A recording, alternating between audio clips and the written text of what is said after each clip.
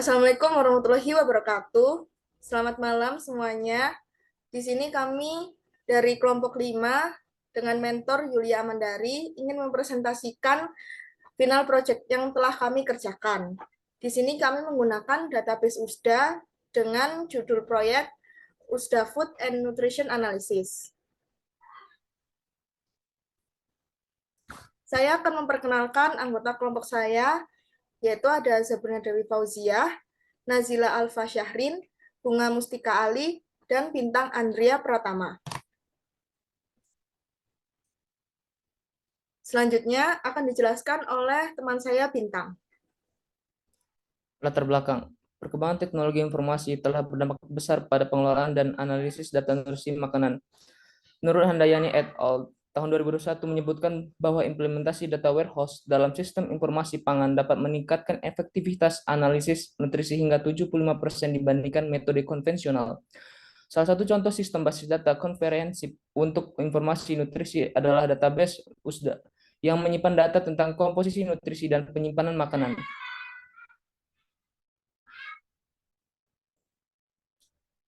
Tujuan proyek: 1. Mengembangkan sistem data warehouse yang terintegrasi untuk analisis nutrisi makanan. 2. Membangun dashboard visualisasi data yang interaktif untuk memudahkan analisis nutrisi. 3. Mengoptimalkan proses pengambilan keputusan terkait informasi nutrisi makanan. 4. Menciptakan sistem yang memudahkan penelusuran sumber data nutrisi.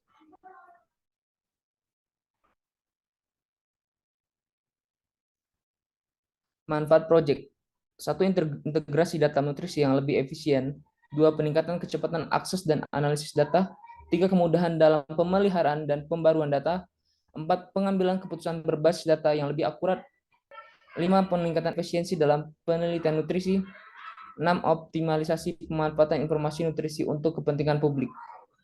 Lingkup proyek: pembuatan staging area, ya, ada normalisasi table database USDA, implementasi proses ETL menggunakan Pentaho, kemudian pembuatan data mart, fokus pada analisis nutrisi dan karakteristik makanan, pengembangan mart spesifik untuk kebutuhan visualisasi. Kemudian di pengembangan data warehouse, perancangan table dimensi dan fakta, implementasi slowly changing dimensions atau SCD. Kemudian di pengembangan dashboard, visualisasi menggunakan Tableau, fokus pada aspek nutrisi dan distribusi makanan.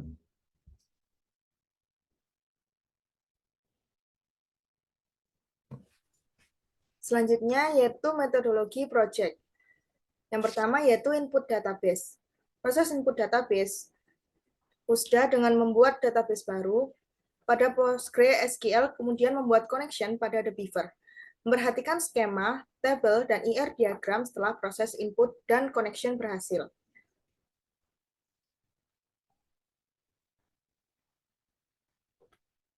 Yang kedua, yaitu pembuatan staging area. Proses staging memiliki 3 transformasi dan 2 job. Staging digunakan untuk normalisasi tabel yang ada di database USDA. Yang ketiga, yaitu desain data warehouse. Perancangan tabel dimensi dan fakta. Implementasinya menggunakan slowly changing dimension. Yang keempat, yaitu pembuatan data mart. Pembuatan data mart USDA dengan topik nutrisi mengharuskan memilih dan menganalisa kembali kolom mana saja yang akan digunakan dalam visualisasi. Untuk proses staging, kami menggunakan 3 transformasi dan 2 job. Untuk transformasi pertama yaitu ada transformasi read data. Di sini untuk membaca dari OLTP ke proses staging. Lalu yang kedua ada log tabel masuk. Di sini untuk memasukkan tabel OLTP ke staging juga, yaitu membuat tabel masuknya dengan skema log. Lalu yang ketiga yaitu transformasi list table. Di sini kami mentransformasikan dari list table OLTP yang telah dibuat dan juga list table masuk stagingnya. Kemudian kami gabungkan menggunakan merge join. Jika berhasil, akan dilanjutkan ke dummy do nothing. Jika tidak berhasil, akan dilanjutkan ke join rows. Kemudian jika telah berhasil, akan dilanjutkan lagi ke select value yang dimana kami akan memilih kolom mana saja yang akan ditampilkan. Kemudian ada jobnya yang pertama yaitu job execute data, mentransformasikan dari read data dan log table masuk menggunakan SQL, yaitu target record dan target date. Namun sebelumnya perlu digarisbawahi bahwa database USDA tidak memiliki tanggal atau waktu yang berkaitan dengan pengolahan nutrisi. Lalu yang kedua yaitu ada SQL logical. Nah, yang terakhir yaitu main job. Di sini adalah fokus utama dari keseluruhan staging, yaitu ada list table dan job execute data. Apabila berhasil, akan masuk ke dalam The Beaver dan PostgreSQL. Lalu yang kedua adalah pembuatan dimensi. Di sini, pertama adalah dimensi data SRCN. Menggunakan SCD1 yang berisikan tentang authors, title, dan lain sebagainya. Di sini lebih fokus pada artikel nutrisi. Lalu ada dim date. Perlu digarisbawahi sekali lagi bahwa untuk database USDA tidak memiliki tanggal ataupun waktu dalam perilisan nutrisinya. Jadi kami menggunakan dim date atas saran dari trainer kami yaitu Kak Putra. Di sini kami hanya mengubah tipe data dari date yang awalnya timestamp menjadi date. Kemudian ini adalah dimensi food deskripsi. Menggunakan SCD2. Di sini lebih kepada deskripsi apa saja bahan-bahan makanannya. Lalu ada dimensi node data.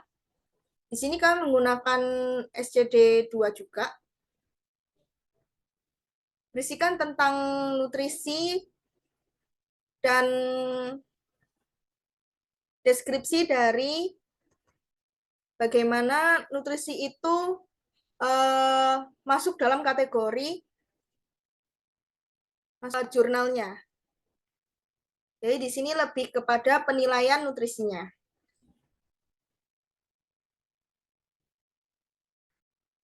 Kemudian ada dim node dev. Di sini kami menggunakan SCD1. Pada node dev lebih berisi kepada singkatan-singkatan atau nama yang mudah dikenal. Jadi seperti protein, energi, karbohidrat, dan lain sebagainya. Dan terakhir adalah dimensi weight. Di sini adalah berat dari bahan-bahan seperti tepung, mentega, dan gula ataupun lain sebagainya. Di sini kami menggunakan SCD2. Untuk faktanya atau table fact-nya, kami menggunakan table fact data SRCLN. Di sini kami menggunakan get system info menurut saran dari Kak Putra untuk menambahkan date pada data warehouse USDA. Kemudian di sini ada select value pertama. Select value pertama digunakan untuk mengubah tipe data dari date sebelumnya. Mengapa kita mengubah tipe datanya berkali-kali untuk date? Karena waktu di run ataupun diperlihatkan, datanya sudah diganti, namun date-nya tetap timestamp, yaitu tidak ganti-ganti untuk jadi date. Jadi kita perlu ganti secara berkala, bahwasanya kita harus memastikan bahwa date-nya adalah date, bukan timestamp. Kemudian ini ada beberapa database lookup, yaitu ada 6 sesuai dimensi kita. Terus ada select value lagi, lalu ada add sequence dan table output. Untuk data mart-nya sendiri, kami fokuskan pada pengambilan data nutrisi yang nantinya akan digunakan pada visualisasi dashboard. Jadi kita lebih mementingkan seperti deskripsi nutrisi, terus berat nutrisi, dan lain sebagainya. Selanjutnya, untuk dashboard akan dijelaskan oleh teman saya yaitu Bunga dan Zila. Oke, selanjutnya pembuatan dashboard. Untuk pembuatan dashboard ini, kami menggunakan Tableau untuk memvisualisasikan dan Figma untuk membuat mockup. Di sini kami membuat 8 chart dan 2 dashboard yang saling berhubungan. Oke, selanjutnya akan saya jelaskan fungsi dari masing-masing dashboard. Oke, di sini yang dashboard pertama yaitu USDA Food and Nutrition Overview. Di sini ada total food. Di sini kami menggunakan SK Food untuk menghitung total keseluruhan makanan, dan ada total nutrition. Di sini kami menggunakan SK Nutrition untuk menghitung jumlah total dari nutrisi. Oke, selanjutnya di sini ada nutrient contribution by food group. Sesi ini menunjukkan kontribusi dari kelompok makanan terhadap total kandungan nutrisi yang dimiliki. Ukuran gelembung ini mencerminkan jumlah nutrisi yang disumbangkan oleh setiap kelompok makanan. Nah, dapat dilihat kelompok makanan yang paling banyak menyumbangkan nutrisi yaitu fruit dan vegetable, buah dan sayuran, dengan yang memiliki nilai kontribusi sebesar 1.811.567,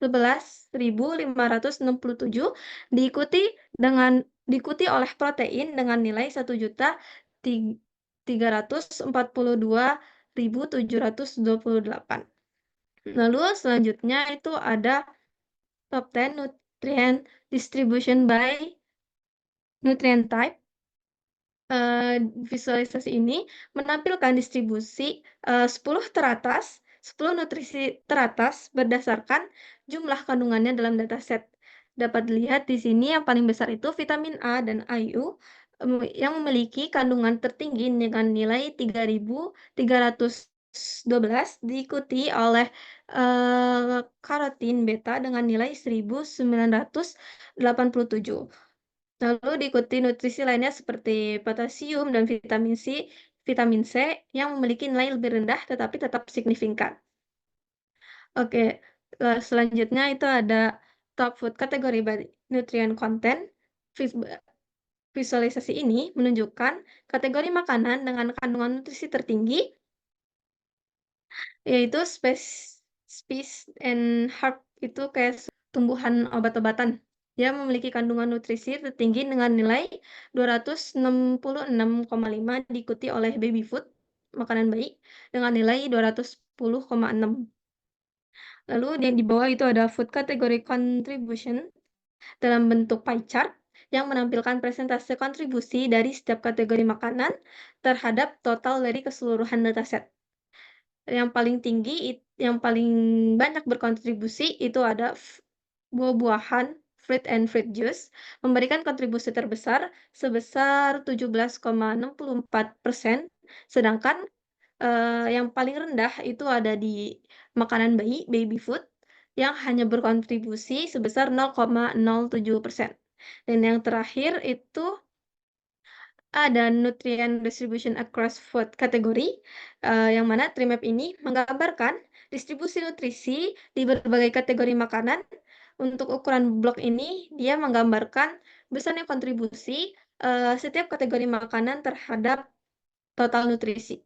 Kategori beef production atau semacam makanan daging-dagingan itu memiliki blok terbesar yang mencerminkan kontribusi besar dalam dataset. Jadi produk daging yang khususnya beef produk itu memiliki kontribusi yang paling dominan terhadap kandungan nutrisi yang menunjukkan bahwa makanan berbasis daging merupakan bagian penting dalam dataset. Oke, selanjutnya untuk dashboard kedua akan dijelaskan oleh teman saya, yaitu Bunga. Oke, Selanjutnya saya akan menjelaskan dashboard kedua. Untuk melanjutkan ke dashboard kedua, kita harus mengklik salah satu chart di top 10 nutrient distribution by nutrient type. Untuk mencontohkan, saya akan mengklik chart yang paling tinggi.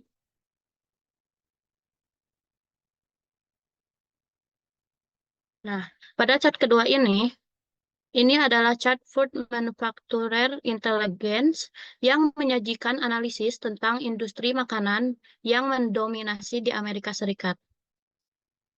Pada total manufacturers, terdapat 6 produsen utama yang mendominasi pasar dan dengan rata-rata produk per perusahaan mencapai 85,67%.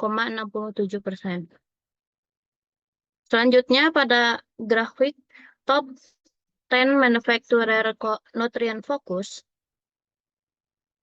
menunjukkan bahwa produsen-produsen besar ini cenderung berfokus pada nutrisi tertentu dengan produk mereka dengan kandungan nutrisi yang memiliki value dari terbesar hingga terkecil.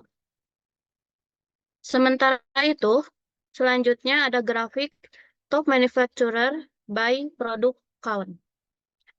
Ini menunjukkan jumlah produk yang dihasilkan oleh masing-masing perusahaan, di mana perusahaan dengan hasil produk terbesar, yaitu 69 produk, dipegang oleh The Quaker Oats, dan penghasil produksi terkecil dipegang oleh McDonald Corporation dengan 6 produk. Terakhir, pada grafik manufaktur produk kategori distribution, ini menjelaskan sebaran produk di mana produk dengan sebaran yang luas diwakili dengan bubble paling besar, yaitu The Quaker Oats. Dan selanjutnya, sebaran paling kecil ada pada GFA Brands dengan kategori fats dan oil dengan total put 1.411. Dari data ini kita dapat mengidentifikasi tren pasar, persaingan antar perusahaan, dan potensi peluang pada bisnis.